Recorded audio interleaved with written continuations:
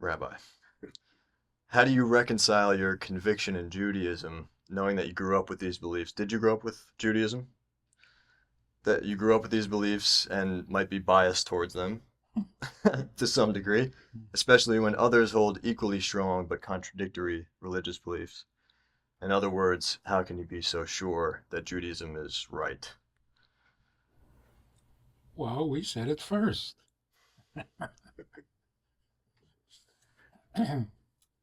There's a lot to talk about on that subject, but just very kind of surface. Take what everyone agrees about and see what you come up with. Everyone agrees that there was an event at Mount Sinai. Everyone agrees that there are 10 commandments. Everyone agrees that there was a Hebrew people who came out of Egypt. Well, if that's all we can agree on, that's what I'll go with. Okay. How about someone from like a Hindu faith? There's no contradiction. No contradiction. Okay. Even something like I have another question that touches on this, but things about whatever shellfish being no good. Is someone in the Hindu faith going to adhere to that and see Oh, it as a sin or the commandment of kosher is only for Jews. okay. So it's not a contradiction or Gotcha. problem that they don't. Okay. It wasn't given to them. Sure. In fact, Hinduism, Buddhism, they're not really religions. They are life philosophies, in the sense that they don't have a Bible. Mhm. They don't have a revelation from God telling them what to do. But they understand the workings of the souls, transmigration, reincarnation, souls come, souls go. Mm. If you want to get off the merry-go-round, you got to do this, you got to, which is all, it's all consistent. There's no contradiction there at all. Okay. And they are descendants of Abraham. They are being Hindus, Buddhists. Okay. Right. I'd done rudimentary studying on various religions, and Buddhism, I understand, was more like a philosophy, as you worded it. I thought Hinduism was involved a theistic certain belief, or they have the Bhagavad Gita. I don't know how you pronounce that, but Which is a book of wisdom. okay, it's not a religious text in that way. So the original teachers or spiritual leaders were called Brahmin, which is Abraham, Mm, because they took Avraham's philosophy, they were his kids, from the other wife, and they moved to the east according to the Torah, or they were sent to the east. And you find a lot of similarities. One of Avraham's sons was Ashurim or Ashram. What else was there? A lot of words that are very familiar. So this was all the Avraham was a great philosopher. He was 75 years old when God spoke to him for the first time. So for the first 75 years, he had developed this amazing philosophy of life, kind of a spiritual philosophy. That's what he gave those children when he sent them to the east and devoted himself to God's way of living for the Jewish people. And that was through his son Yitzchak, whereas the other sons, not just Ishmael, he had many sons, but the other wife, and they moved to the east and practiced Avraham's philosophy before God made a Jew out of him. hmm. Wow. Made a real Jew out of him, yeah. Is that I'm like, haven't studied a tenth of a percent as much as you have on any of this, but is that like historical information, or is that religious is that myth, or is that just It's a good question. I've tried looking it up. So there are a number of theories as to the origins. One of the theories is that it's Abrahamic. Hmm. I think it's correct because the Torah says that too. It being those texts from the Eastern philosophies are Abrahamic. No, that the people of the East Are Abrahamic.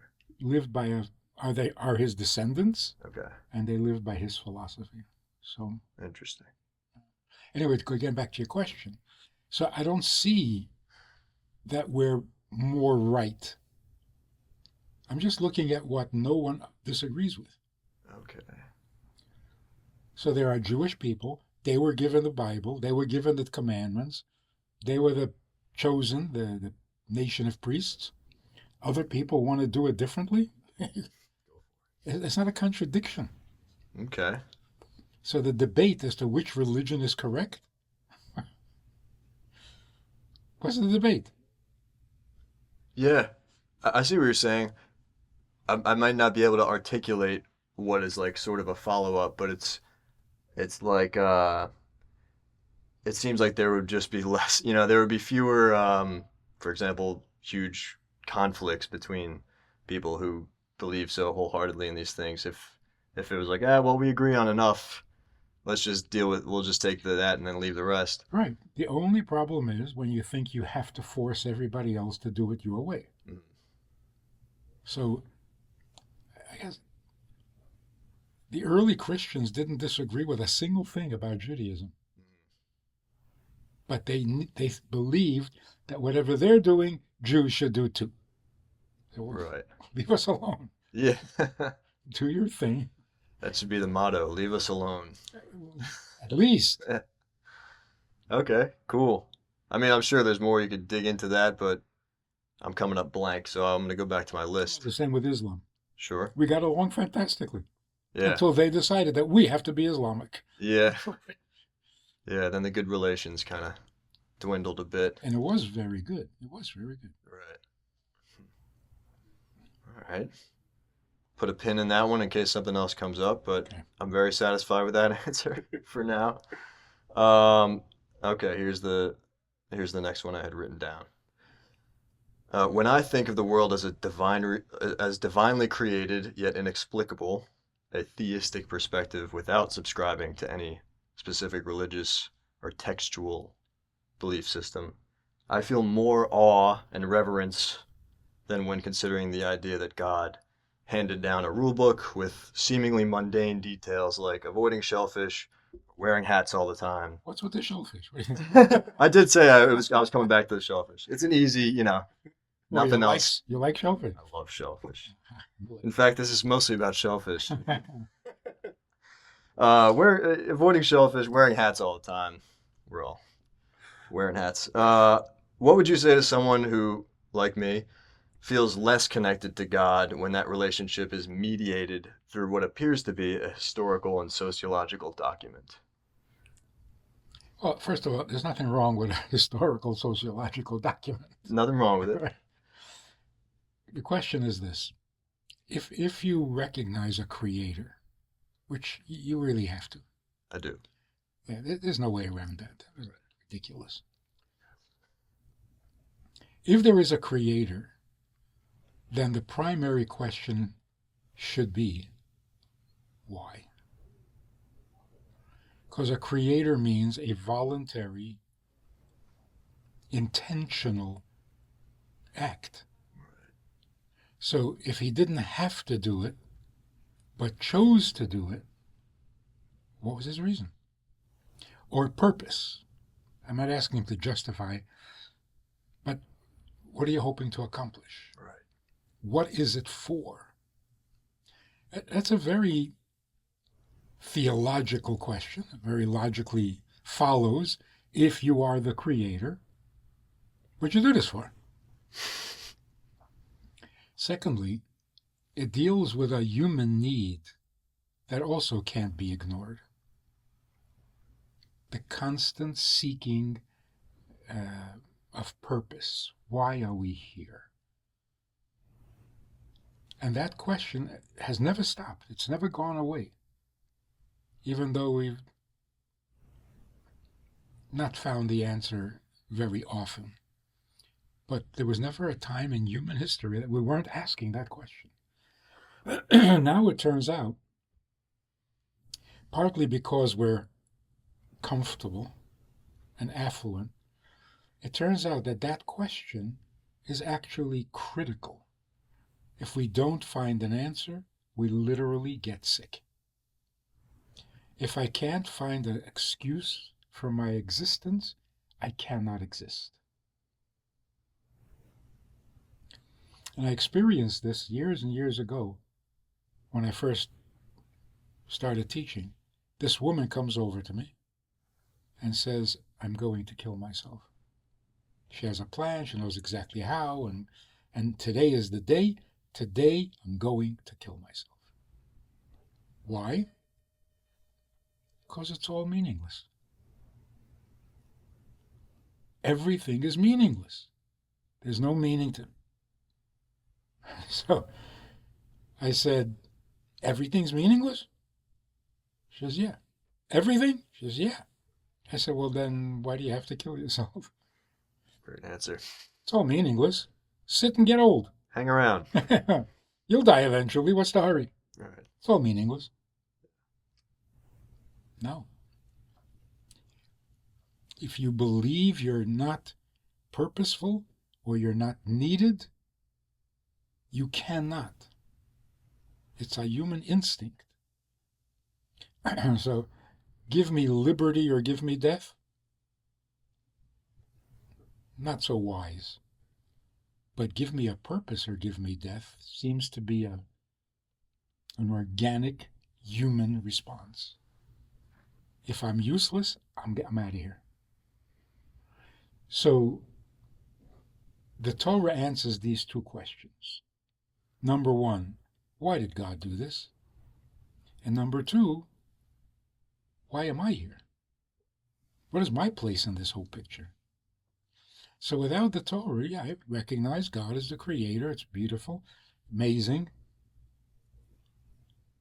It doesn't answer these two questions. But when my grandfather says to me, I'm not saying this literally, but when you get the tradition that at some point in history God gathered a group of people and said, here's why, you got to say, oh, of course. What is he going to not tell us? So somewhere, somehow, he has to communicate his purpose. So I say, oh yeah, at Mount Sinai, God, oh, okay. Great. What took him so long? Yeah. It was 2,000 years after creation. Why did he wait so long? Should have said it the first day. Yeah.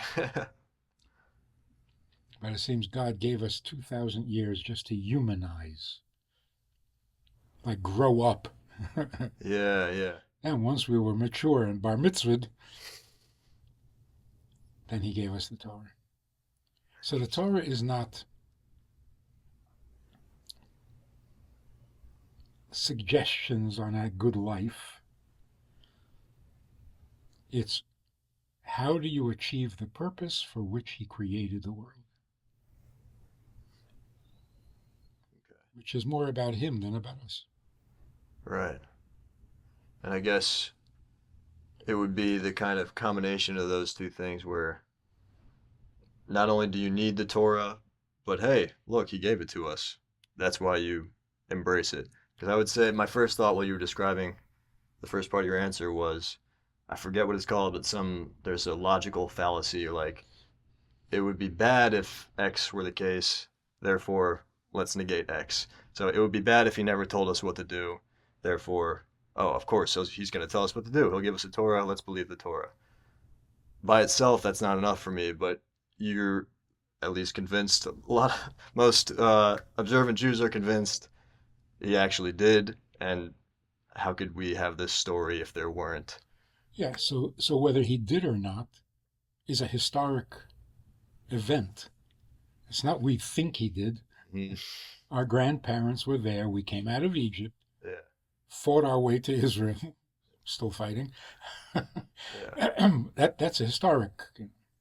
But do you have, because I have faith in God, as I said, I'm theistic, whatever that means, but I don't have too much faith in history. For example, I know history is written by the victors or by whoever. Oh, So, but there's no reason to doubt it because nobody disagrees with it. It's not like there are two theories mm, or two historians telling you two different stories. okay, the absence of a contradictory Yeah. story So, is what. but also it's an important thing. Preaching that you must believe in the Bible because the Bible says to believe in Hmm. it. Yeah, That's so childish. yeah. You believe in the Bible because you know it had to have happened. So Hmm. it just confirms. Hmm. So if God comes and says, let me tell you why I created the world, it's not the Bible I'm believing. It just confirms that, yes, God did have a purpose and he did communicate. So the pieces come together. And it's not a leap of faith. There's no Hmm. leap of faith here. Interesting. Was there ever a period? How are we doing on time? Great. Okay, okay. Was there a period where you had any kind of serious doubt about any of this? You know that there are always doubts because we are insecure people. Hmm.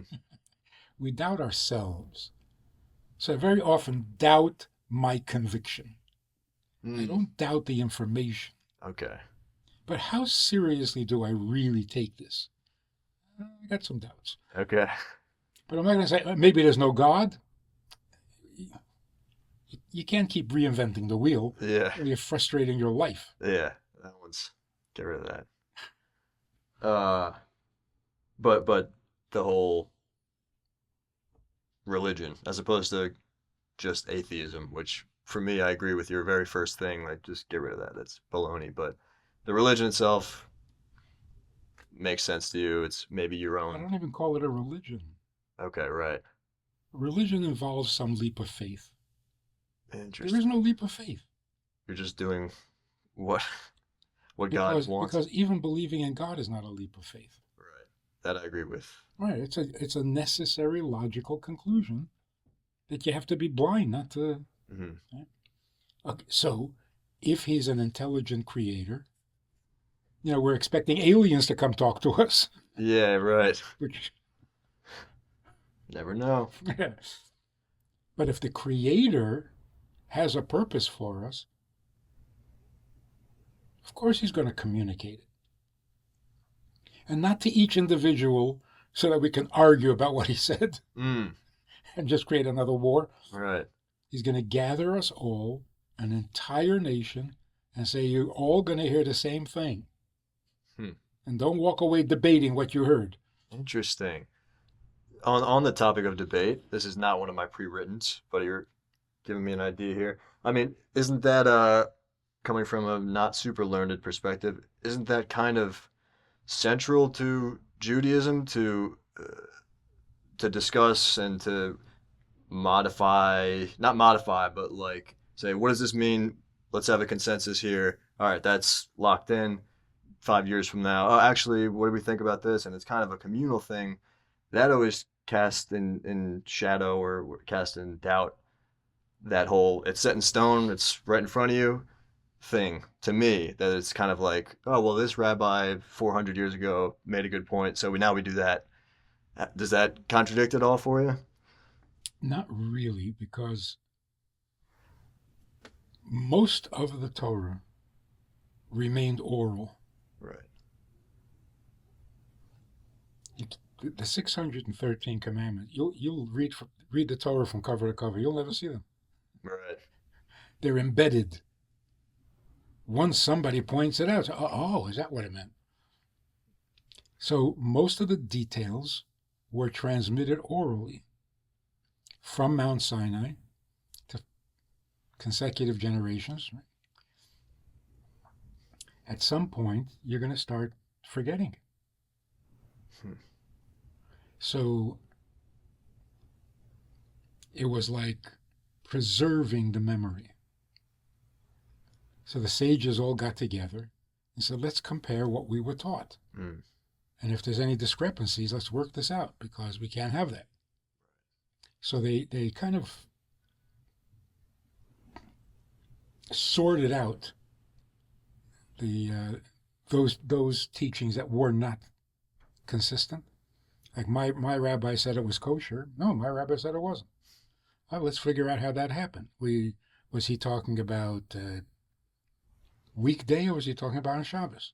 Oh, he was. Oh, okay. So, and that's most of the debate among the sages. It wasn't like what should we decide to do. Hmm. Okay. Then, as new questions arose, like for example, life support. Mm. Well, is that kosher or not? You can't look it up. Hmm. Right. It wasn't there. Heart transplant, kosher or not kosher? So here you have the brilliance of the sages, where they can actually find precedent Hmm. for everything that has come up in 3,000 years. Interesting. And that doesn't, to me, I'm still like bothered by how much human interpretation it is and not faith in God, but faith in others' interpretations and kind of just settling on like that's probably the best. And then also just to tack on, if I may, like, the of course he would tell us why he made everything. Like, why would God leave us without a reason? Why not come back and clear it up? It's been another 2000. Like, if he's of course giving us answers, then give us the answers. What about life support? What about iPhones? Well. So I see it more as a great compliment.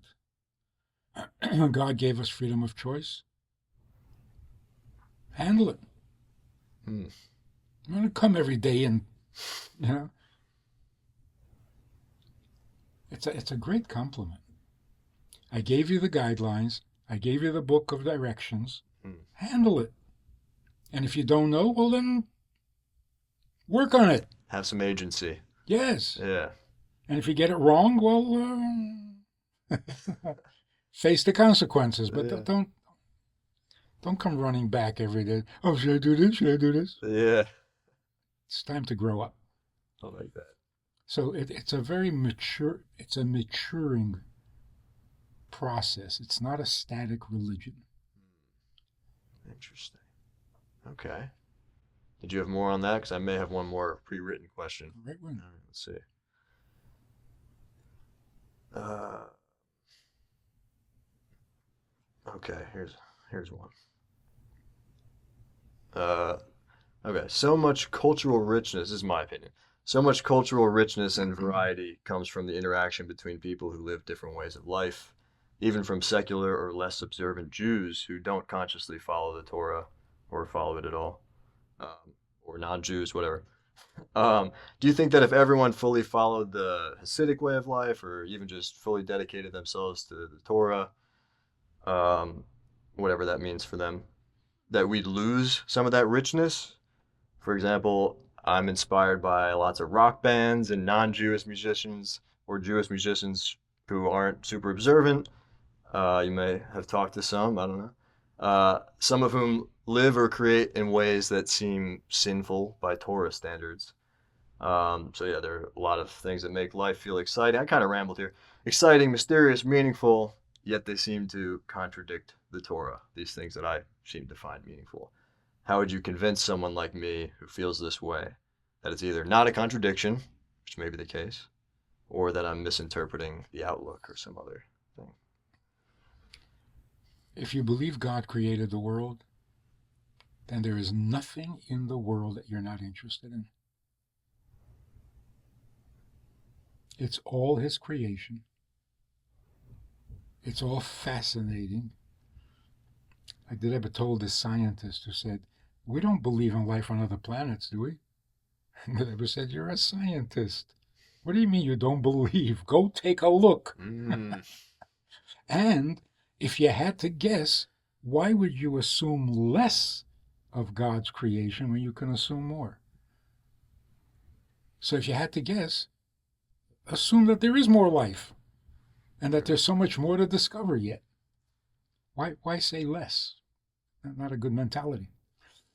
So the point is, there is nothing as partners with God in creation, which we are, there's nothing we can ignore or, or, or,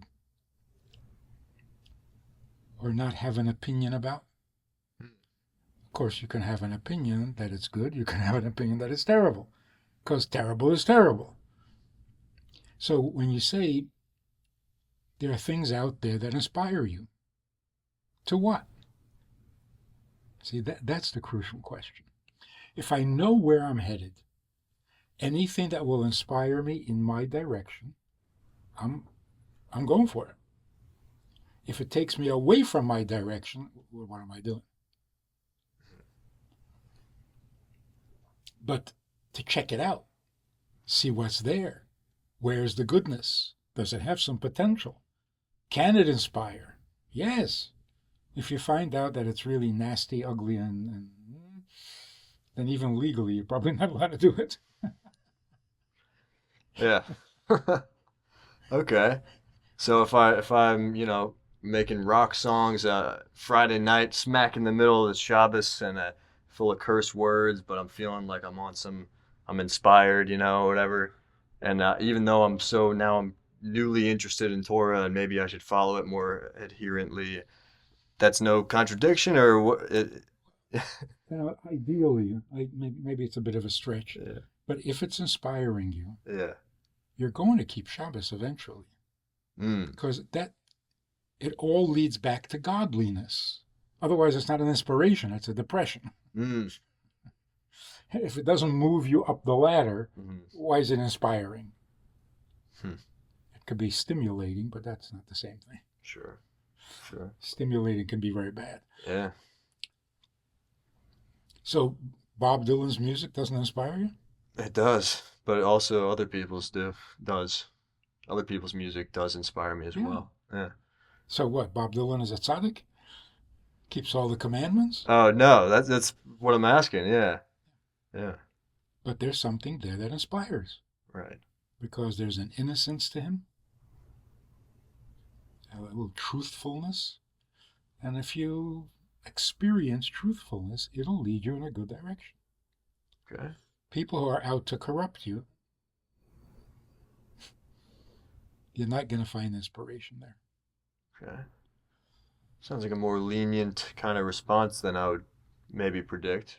Torah wise, if you dig it, go for it.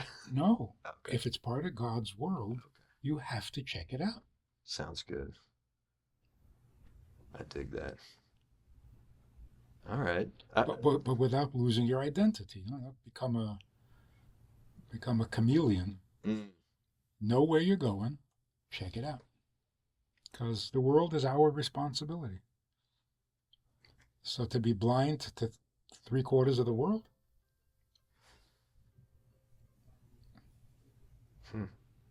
okay. I had some less good questions too that I could fill time with, but if we're And we have a few minutes left. I know I don't know if we touched upon this yesterday, but like, as you live in Bed-Stuy among hipsters, like, what do you think the hardest thing about religion is for them? Like that mentality, like, hardest to like agree with or yeah, I mean I have a lot of thoughts on this, but to try to be sort of concise about it, religion had its heyday, so to speak, sociologically, and so it seems antiquated to the modern youth, and just irrelevant. But I think it's coming back in a way, and people are realizing that there's, without true meaning, there's just hell or whatever you want to call it. Um, and you can see that you mentioned suicide. I think those rates are climbing, and so are drug Slow abuse, suicide. slow suicide. So I'm straying from the question here, but basically it seems like old hat, I think. But maybe that won't be the case for long. wow. Did I get too deep too fast? No. Okay. I think that's good news. That it maybe On the way back, yeah. Because religion has become its own worst enemy. Yeah, bad PR for a long time. It drifted from its purpose. Mm. Like it's supposed to get you to heaven, but it created a hell. I think they would agree with that. Yeah, So if religion is supposed to make us better people, it's not working. right. It's not working. It makes us either vicious and violent against all other religions, or it makes us holier than thou, arrogant. It's not leading us to a good place. It's refreshing to hear. And if it's not, then stop it. Totally. Just keep beating the. If it's not working, find out why. Mm. Yeah, Don't just say this is the way it is. right. Yeah. Godliness is the way it is. If this isn't leading you to a godly place, Get rid of either it. fix it or give it up. I agree with that. I do. So I think the main point, which could change everything, religion has, for I don't know how, for thousands of years, religion has repeated this mantra. You're in trouble. You're going to die. You're going to suffer. You are helpless. You are insignificant. You cannot solve your problems. So you better get on God's good side. What a horrible message. Doesn't the Torah say that a bunch? Doesn't it say that like a lot? No. Oh, I was reading a different copy. Yeah. See, but that's what religion has become. Yeah. So the bottom line is, religion is all about solving your problem. What's godly about that? Mm-hmm. So you come and tell me, your problems? Don't go to therapy. Go to God. Yeah. Oh, he's the therapist now. Yeah. There's nothing godly about that. Right. So you're using God to solve your problems Got it backwards. or to get you to heaven. Mm. You're using God, which means you're God. Mm. And he's your valet, your golf instructor, your tennis coach. Yeah. No wonder we're ending up with such narcissism. It's almost like the religion trains you to be narcissistic. Mm-hmm. It's all about you, including God. Mm. And you listen to preachers, the whole church, everything is there because you have so much pain and we really want to help you. So, first of all, stop reminding me of my pain. It's depressing. And secondly, don't make it about me. That's narcissism. So when people are getting frustrated or disenchanted with religion, it's for this reason. You're depressing me. You're not helping. Hmm. So what is the truth? The truth is, God created the world, not me. It's not my problem. So I'm not the one that's needy. Stop telling me how needy I am. In fact, I'm so not needy, I can kill myself anytime. I'm holding the key. If I really don't like this, I leave.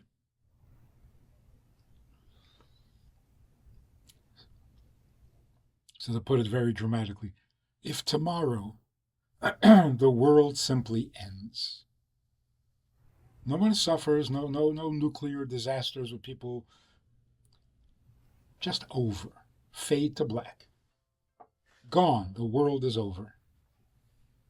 Who would care? Not a soul. Not a soul. So it wouldn't be a loss. This is a shocking. You're worried about a nuclear fallout? We're good. But he's gone. If it happens, it happens. What's the big? Why? Why not? Yeah. The only victim would be God. Yeah. So who's invested in this? Me? I need to fix the world. If the world would just leave me alone, I'd be happy. Of course. If only. If only. God needs the world fixed. So if the world disappeared, it would be his failure, not mine. So the tragedy would be God's plan failed, which of course can't happen. So we got it completely backwards.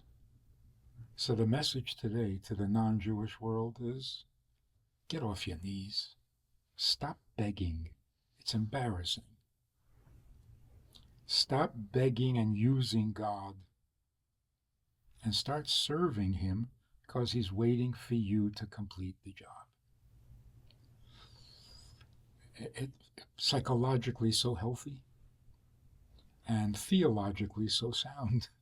Yeah. God has a purpose. Yeah. It is a powerful sentiment. I know maybe we were discussing also like the biggest problem that usually people have with God is like how do bad things happen to good people? Like he's supposed to be all merciful, all loving. Have you thought about that and ask the rabbi? I've thought about that a lot. I could ask. I was talking to you about Dostoevsky, the Brothers Karamazov. Have you read that book? Do you know that? There's the character Ivan, who kind of poses that as best as he can, like a really strong argument. Basically, I don't care what God has in mind. It could be the most beautiful, over my comprehension, heavenly, perfect plan.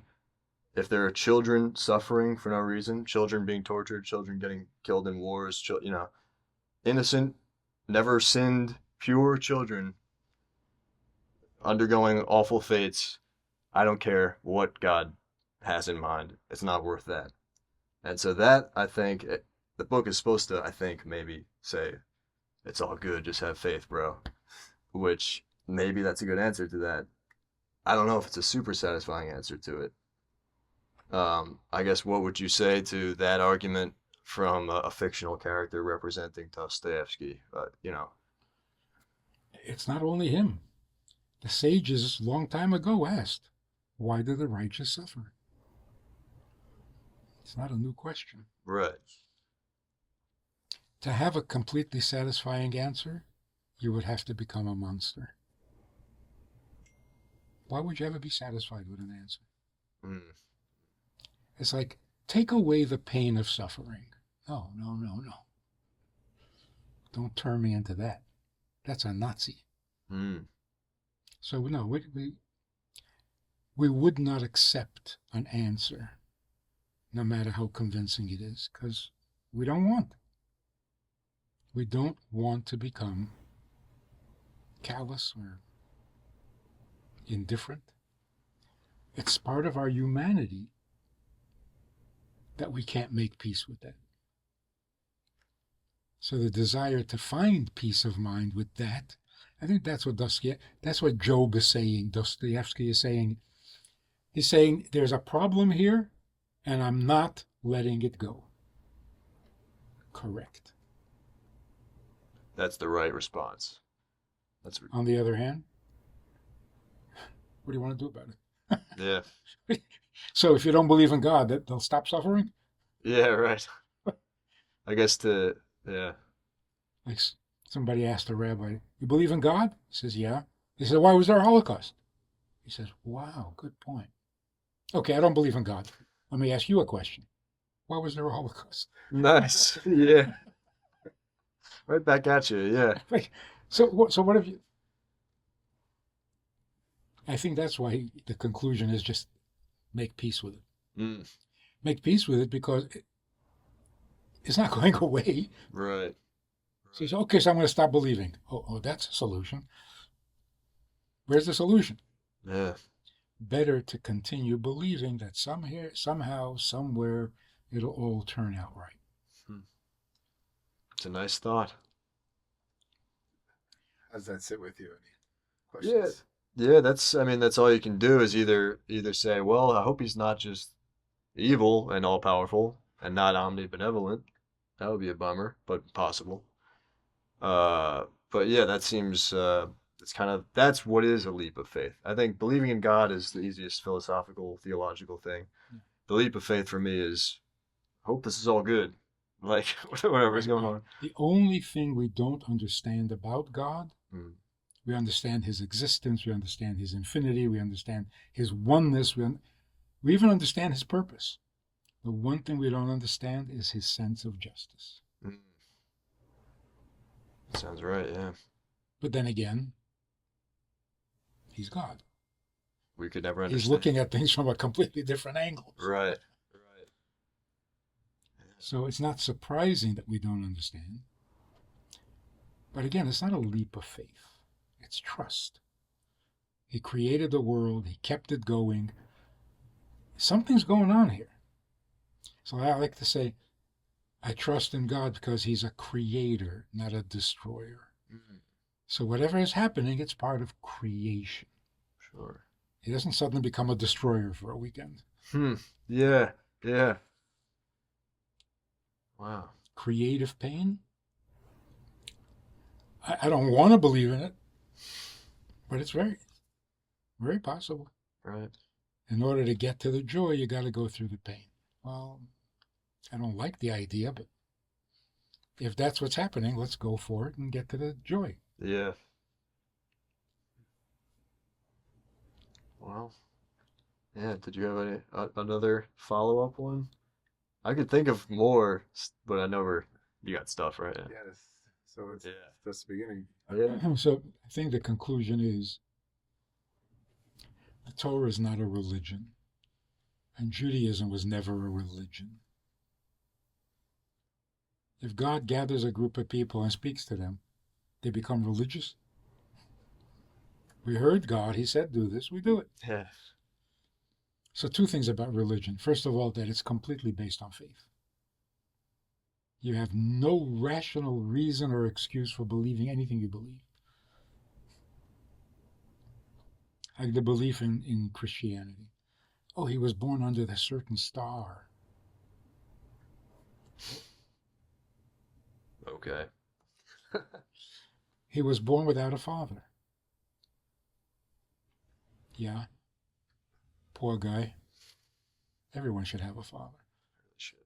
So that makes him God or an orphan. I think the claim from Christians goes deeper than that he was fatherless, but sure, I see what you're getting at. The leap of, oh, he was born in a barn, and he must be God. Yeah. What do you, Is there no more lore to it than that? where are these conclusions coming from? Yeah. I mean, a question. In Judaism, there is not no such leap of faith. Hmm.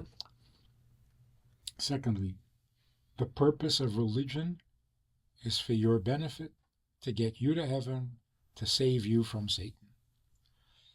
Not in Judaism. Hmm. It's all for God. Yeah, ask any Jew in the world. You think you're going to heaven? Nah, probably not. Yeah, that's the answer. Yeah. And yet, Here we do are. what we need to do. Yeah. It's not about heaven. It's about bringing God down to earth, actually.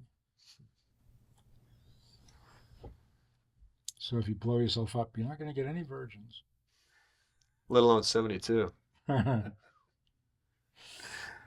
Thank you. Yeah, thank you, Rabbi. I really appreciate it, man. I shake your hand. So you studied philosophy. Yeah. Is it useful in your life? Nah. But this philosophy professor introduces the course at the beginning of the year. Yeah. He says, we're going to be studying philosophy. Now, philosophy is something like this. Life is like a river.